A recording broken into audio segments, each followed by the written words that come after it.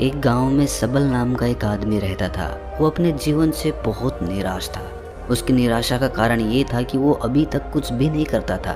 उसके घर वाले उसे दूसरों का उदाहरण देकर ताने मारते थे और कहते थे कि वो सब तो कामयाब हो गए और तू यहीं का यहीं रह गया। जब भी वो कहीं बाहर जाता तो लोग उससे पूछते कि तुम क्या कर रहे हो भाई, और उसे ये कहने में बहुत शर्म महसूस होती कि वो अभी कुछ नहीं कर रहा।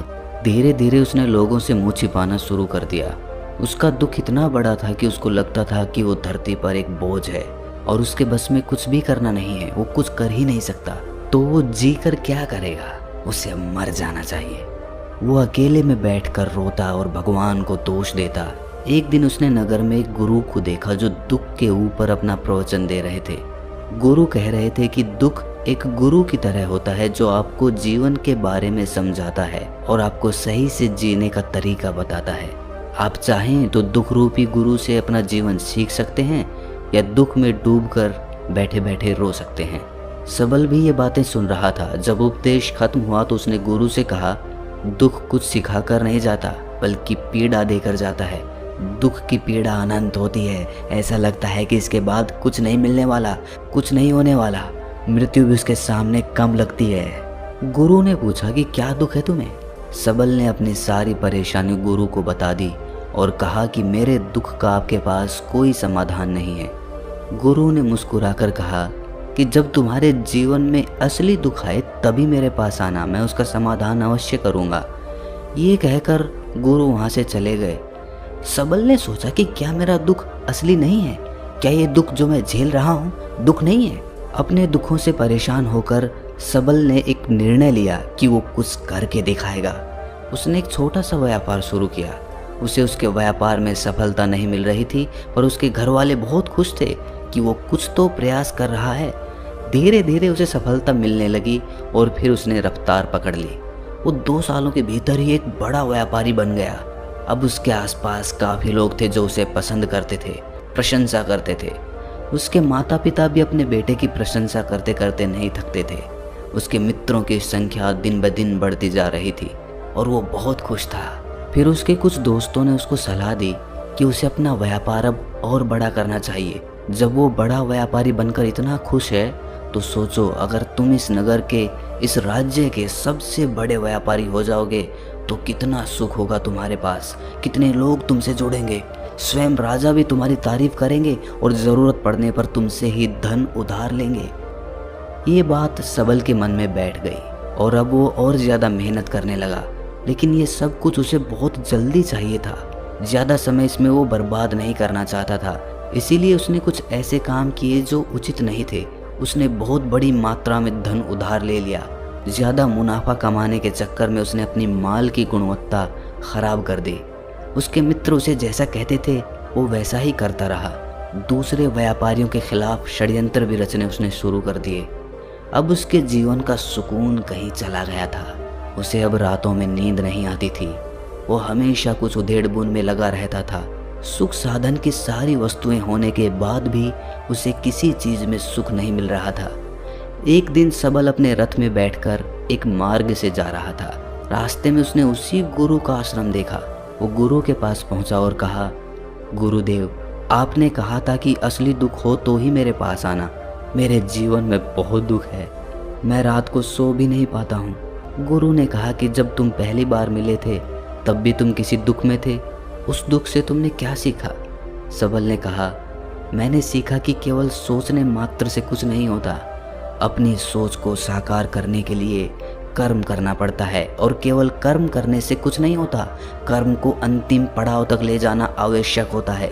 चाहे रास्ते में कितनी भी बाधाएं आए तब भी ये मानकर कि जो कार्य मैं कर रहा हूँ मैं इसमें सफल होकर ही रहूँगा। कर्म करना चाहिए। लोग केवल सफल आदमी को ही महत्व देते हैं, बाकी चाहे कोई कितना भी अच्छा क्यों ना हो, इस दुनिया के लिए वो बोझ ही कहलाता है। गुरु मुस्कुराए और कहा, जब तुम्हारे जीवन में असली दुख आए तब मेरे पास आना, मैं उसका समाधान अवश्य करूँगा। सबल फिर से आश्चर्यचकित हो गया कि ये दुख क्या असली दुख नहीं है? असली दुख और होता क्या है? सबल ने गुरु को एक घड़ा भेंट किया जो सोने के सिक्कों से भरा था। घड़े को देखकर गुरु ने कहा कि इस घड़े को वहाँ उस पेड़ के नीचे गड्ढा खोद कर दबा दो। ये मेरे किसी काम का नहीं है। सबल ने ऐसा ही किया और वो वहाँ से चला गया। धीरे धीरे सबल को व्यापार में घाटा होने लगा। उसकी धन संपदा धीरे धीरे घटने लगी और एक ऐसा समय आया जब उसके ऊपर बहुत कर्जा हो गया था। लेकिन वो निश्चिंत था क्योंकि कर्जा उसके मित्रों द्वारा ही उसे दिया गया था। वो सोचता था कि उसके मित्र उसके बुरे समय में उसका साथ देंगे, पर ऐसा कुछ नहीं हुआ। सबसे पहले उसके मित्रों ने ही अपना उधार धन उससे मांगना शुरू कर दिया। ना देने पर जान से मारने की धमकी तक दी। उसके चाहने वाले सब उससे दूर होते चले गए। उसकी सारी संपत्ति नीलाम हो गई। उसके पास कुछ नहीं बचा। वो सड़क पर आ गया। उसने अपने पिता से सहायता मांगी। पिता ने कहा कि मेरे पास तो ये थोड़ी सी संपत्ति है, अगर मैं तुम्हें ये दे दूं तो मैं तुम्हारी माँ को कहाँ रखूंगा। हमारा सहारा यही संपत्ति है बेटा। उसके जीवन में बहुत गहरा दुख था। उसके आसपास कोई भी ऐसा नहीं था जो उसे संभाल सके। इस धोखे की वजह से वो टूट गया था। लगता था कि जीने का कोई मतलब नहीं है, मृत्यु ही एकमात्र सहारा है। वो मरने के लिए एक नदी की तरफ जा ही रहा था, तभी रास्ते में उसे याद आया कि गुरु ने कहा था कि जब उसके जीवन में असली दुख आए तो वो उनके पास आए। सबल गुरु के पास गया और उसने गुरु को सारी बात बताई और कहा कि मेरे दुख का समाधान कीजिए गुरुदेव। गुरु ने कहा कि जब तुम्हारे जीवन में असली दुख आए तभी मेरे पास आना, मैं उसका समाधान अवश्य कर दूंगा। सबल ने कहा कि असली दुख क्या होता है ये असली दुख गुरुदेव? गुरु ने कहा कि पहले ये बताओ कि तुमने अपने इस दुख से क्या सीखा है। सबल ने कहा कि जो लोग तुम्हारी तरक्की के पीछे पीछे तुम्हारे साथ आए हैं वो तुम्हें धोखा देंगे, क्योंकि तुम्हारे बुरे समय में वो तुम्हारा साथ नहीं देंगे बल्कि तुम्हारा फायदा उठाएंगे। भरोसा केवल उन्हीं लोगों पर करना चाहिए जो तुम्हारे बुरे समय में तुम्हारे साथ खड़े रहे हों, और ऐसे लोग बहुत कम ही देखने को मिलते हैं गुरुदेव। जिन्हें मिलते हैं उन्हें हमेशा उनकी कद्र करनी चाहिए। कभी किसी के खिलाफ षड्यंत्र नहीं करना चाहिए। ईमानदारी और धैर्य के साथ काम करना चाहिए। लालच नहीं करना चाहिए। गुरु ने पेड़ के नीचे गड्ढा खोदकर घड़ा निकाला जिसमें सोने के सिक्के भरे थे, और वो घड़ा सबल को दे दिया और कहा कि जब असली दुख आए तभी मेरे पास आना। सबल को उस घड़े से थोड़ी उम्मीद मिली। उसने गुरु को प्रणाम किया और वो घड़ा लेकर चला गया। उस धन से उसने दोबारा व्यापार शुरू किया और अब वो छोटा सा व्यापारी बनकर भी खुश था, और ईमानदारी से काम करते करते वो फिर से एक बड़ा व्यापारी बन गया। हालांकि इसमें उसे अब कुछ समय लगा, लेकिन अब वो खुश था। उसका जीवन खुशियों से भरा था। लेकिन आप कितने ही अच्छे हैं, जीवन में दुख सबके आता है। तो सबल के जीवन में भी फिर से दुख आया। उसके माता पिता की मृत्यु हो गई। वो दोनों एक ही दिन मृत्यु को प्राप्त हो गए। सबल अपने माता पिता से बहुत प्रेम करता था, इसीलिए उसे बहुत गहरा आघात लगा। सबल ने जब उन्हें चिता में जलते हुए देखा तो उसका मन बेचैन हो उठा। उसके मन में हजारों सवाल खड़े हो गए। वो घर वापस आया तो उसने अपने माता पिता की संपत्ति को देखा, जिसके लिए वो हमेशा लड़ते रहते थे। आज वो लावारिस की तरह पड़ी थी। उसकी देखरेख करने वाला, उसे देखने वाला कोई नहीं था। सब यहीं पर रह गया था। एक दिन पहले तक भी वो अपनी संपत्ति के लिए किसी से भी लड़ने के लिए तैयार थे, लेकिन आज सब कुछ खत्म हो चुका था। उसका मन बहुत बेचैन हो रहा था। लग रहा था जैसे कुछ खाली है, कुछ अकेलापन सा है, कुछ डर है, कुछ है जो समझ नहीं आ रहा। इसीलिए वो गुरु के पास पहुंचा। गुरु ने सबल को देखते ही कहा कि क्या कोई दुख है? सबल ने कहा कि जीवन में वैसे तो कोई दुख नहीं है गुरुदेव, सब ठीक ही है, सब सुखी हैं, पर आज मेरे माता पिता की मृत्यु हो गई और मेरा मन बहुत दुखी है। गुरु ने कहा कि इसमें दुखी होने वाली क्या बात है? एक दिन तो सबके प्रियजनों को मर जाना ही है। जीवित तो यहाँ कोई नहीं रहा। तुम भी एक दिन मर जाओगे, हो सकता है कल, या कहो आज, या कहो तो अभी भी तुम मर सकते हो। सबल ने कहा कि गुरुदेव आप ये क्या कह रहे हैं? मैं भी मर जाऊंगा? अरे मैं तो अभी जवान हूँ। गुरु ने कहा कि प्यारे, इस भ्रम में मत जीना कि मृत्यु बूढ़ों को ही आती है। बूढ़ों के सामने जवान भी मर जाते हैं, बच्चे मर जाते हैं। मृत्यु का किसी की उम्र से कोई लेना देना नहीं है। गुरु के मुख से ये बातें सुनकर सबल वहां से चुपचाप चला गया, पर उसका मन जैसे बेचैन हो गया था।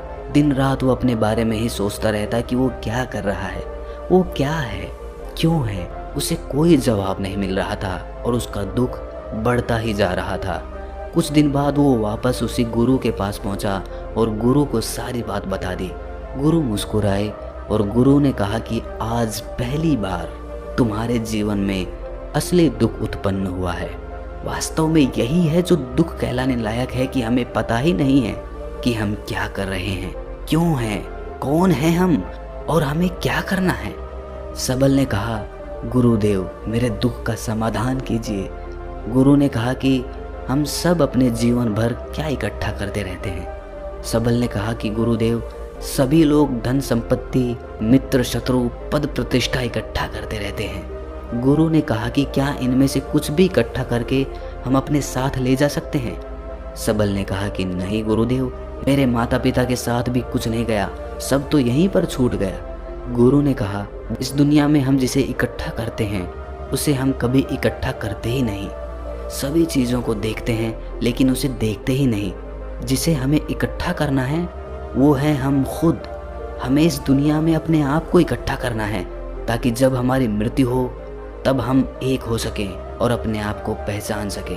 हम बटे हुए हैं प्रेम में, नफरत में, क्रोध में, क्रूरता में, धन में, संपत्ति में, पद में, प्रतिष्ठा में, सम्मान में, पहचान में, धर्म में, जाति में, दूसरों को लूटने में और अपने आप को लुटाने में, और ऐसी ही लाखों वासनाओं में हम बटे पड़े हैं। हम टुकड़ों में जीवन जी रहे हैं। हमारी ऊर्जा शक्ति बिखर गई है, इसीलिए हमारे पास इतना भी समय नहीं है या इतनी भी शक्ति नहीं है कि हम मुड़कर अपनी ओर देख सकें। वास्तव में लोग जिंदगी भर जिन्हें दुख दुख कहकर चिल्लाते रहते हैं और उनका समाधान खोजते रहते हैं, उन्हें उनका समाधान कभी मिलेगा ही नहीं, क्योंकि जिन्हें वो दुख कहते हैं वो दुख है ही नहीं। वो बस एक परिस्थिति से छूटकर दूसरी परिस्थिति में फंस जाते हैं। हमेशा ही एक समाधान नजर आता है, वो है मृत्यु, पर वो भी कोई समाधान नहीं है। इसीलिए इन सब का अगर परम समाधान चाहिए तो अपने आप को इकट्ठा करो, अपनी ऊर्जा को इस संसार से वापस खींचो, अपने ऊपर ध्यान दो, अपने पर ध्यान लगाओ। मृत्यु से पहले अपने आप को पहचान लो, ऐसे ही बिखरे हुए मत चले जाना। सबल ने कहा, तो क्या गुरुदेव हमें ये संसार छोड़ देना चाहिए, अपनी इच्छाओं को मार देना चाहिए, धन संपत्ति इकट्ठी नहीं करनी चाहिए, क्या हमें यहाँ किसी से प्रेम भी नहीं करना चाहिए? गुरु ने कहा, तुमसे इच्छाएं, कामनाएं और वासना ऐसे ही निकलती है जैसे पहाड़ से कोई पत्थर गिर रहा हो, जिस पर पहाड़ का कोई नियंत्रण ही नहीं है सिवाय देखने के और परेशान होने के। जब तुम एकत्रित हो जाते हो तब जो भी तुम करते हो वो सब नियंत्रण में रहता है, तब इच्छाएं भी तुम्हारी इच्छा से निकलती है। सबल ने कहा, गुरुदेव आपने मेरे सच्चे दुख का निवारण कर दिया है, आपका बहुत आभारी हूँ। अब मैं अपने आप को एकत्रित करूँगा गुरुदेव। मानव शरीर में बहुत ऊर्जा है, बहुत शक्ति है, पर वो बेकार की चीज़ों में बट कर रह गई है। दोस्तों, अक्सर हम ऊपर वाले से सवाल करते हैं कि हमारे जीवन में इतने दुख क्यों हैं। हम सभी के मन में ये सवाल उठता है और इसका जवाब है कि वो परमात्मा हमें उस परम दुख तक ले जाना चाहता है, उस सबसे बड़े दुख तक ले जाना चाहता है जहाँ पर हमें पता चल सके कि इंसानी आत्मा का असली दुख क्या है। और वो दुख है अपने आप को ना पहचान पाना, अपनी शक्तियों को ना पहचान पाना।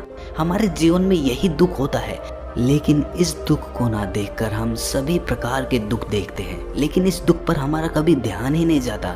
और वास्तव में होना ये चाहिए कि जब हमारे जीवन में दुख आते हैं तो हमारी सोच वहाँ पर जानी चाहिए कि मैं क्यों हूँ, मैं क्या हूँ। और जब ये एकमात्र दुख आपके जीवन में आपको नजर आता है तब आप ध्यान की तरफ बढ़ते हैं, तब आप अपने आप को खोजने की तरफ चलते हैं। तो दोस्तों, कैसी लगी आपको ये कहानी कमेंट सेक्शन में ज़रूर बताना। तो मिलते हैं अगली कहानी में, तब तक के लिए अपना ख्याल रखें।